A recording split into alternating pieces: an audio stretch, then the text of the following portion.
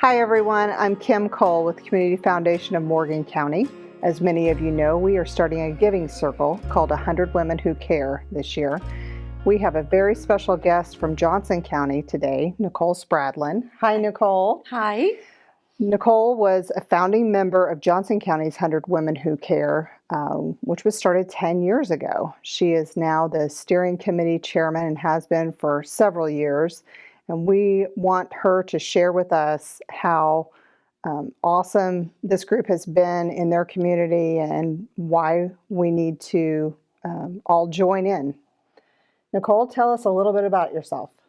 Hi, thank you for having me today. I'm honored to be here, and I'm excited that you're starting the 100 Women Who Care here in Morgan County. So I first got involved in 2016. I was a vice president for Old National Bank, and I also had 3 teenagers. I found out about the 100 Women Who Care, and at that time of my life, I did not have a lot of time to commit to volunteering outside of work and children, but I knew that I had the time for 4 meetings a year and the resources to do that. So I got involved, and I've never looked back. It was the best decision I ever made. Great. So yes, the meetings are quarterly, correct? That is right. The membership, you join the membership, and then it meets 4 times a year. Okay. So how did you guys get started? So Carol Phipps was the founder. She had moved here from Illinois and was involved in 100 Women Who Care in Illinois, and she loved it. So when she moved here, she thought it'd be a great idea to start one in Johnson County. So she called 3 women that were pretty connected in the community and pitched the idea to them. Well, they loved the idea. So that is where it first started. So they all reached out into their contacts, and they had a luncheon to test the idea and got a lot of positive feedback from that luncheon. From there, they planned their first meeting, and each of those women at the luncheon contacted all their friends and family and women that they knew that were connected, and that is how the first meeting started. It's just word of mouth. Okay, so that's fantastic. So luncheon, word of mouth. What have you learned over the decade? Well, that's a big question. We've learned so many things, but one of the things I've learned is I've learned a lot about the community that I live in, and there's a lot of nonprofits that are doing a lot of really great things in our community, and at each meeting we learn a lot about different nonprofits and what they're doing to help and support our community. And so I've learned that, which has been invaluable. And I've made a lot of friends and had a lot of fun giving away money. So. Oh, sure. So tell us how a meeting runs. How does it work? Okay, so we go to the meetings, members do. First of all, let me say that we commit to $500 a year. The first $100 of your commitment goes into a general fund, and that general fund is used for minor administrative costs and also any future community needs. The remainder of the $500, the $400, you pay $100 at each quarterly meeting, and that goes to the nonprofit that is granted the money.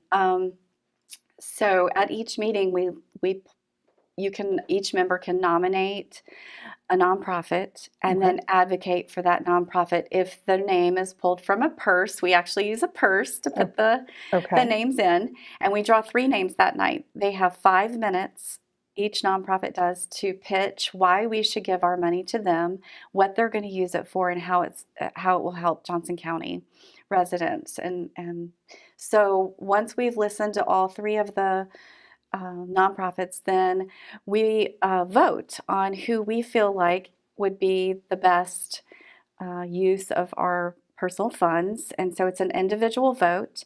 And thrown in a different purse. Yep, all the votes going in. Different bucket. And then we count those votes. Right there on the scene. We have 4 people count those votes to make sure that they're accurate numbers, and then whoever gets the most vote, our money all goes to that nonprofit that night. That's fantastic. One thing we do is a Q&A too. Once they give their pitch, we allow 2 minutes for members to ask questions Okay. to fill in any gaps Okay. of things maybe that they want to know. Okay. So That sounds like a very simple, fun business model. very simple. So, how do the not-for-profits tell us about what their obligation is then after they win? So we give a no strings attached award. We usually do a check presentation 2 weeks later. Okay. So we show up at their storefront or wherever they, run their business, and we do a check presentation. We give them all the checks, and we don't have any strings attached. Typically going into it, we already know what their plans are for the money because that was part of their pitch. Okay. And then we just ask them to come back to our next meeting and tell us what they did with it and give us an update. Okay. And So how do you keep it fair? How do you keep from the same not-for-profit from getting it every time? that's a great question. So we have a 2-year pause. Once you are awarded the grant, you have to wait 2 years before you can put your name back in the purse again. Okay. Well, that keeps everything fair, and everybody does. then has a more of a fair chance.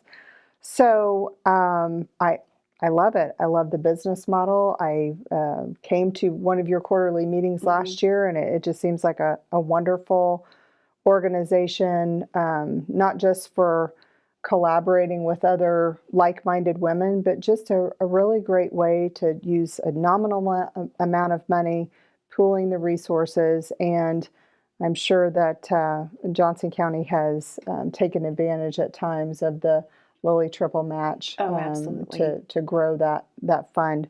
So thank you, Nicole, for being here. I really appreciate it, and I do hope that everyone who's watching will go to our website and check out the web pages for 100 Women Who Care and Guys Who Give. There is going to be a men's group as well. And please give me a call if you have any questions, and consider joining today.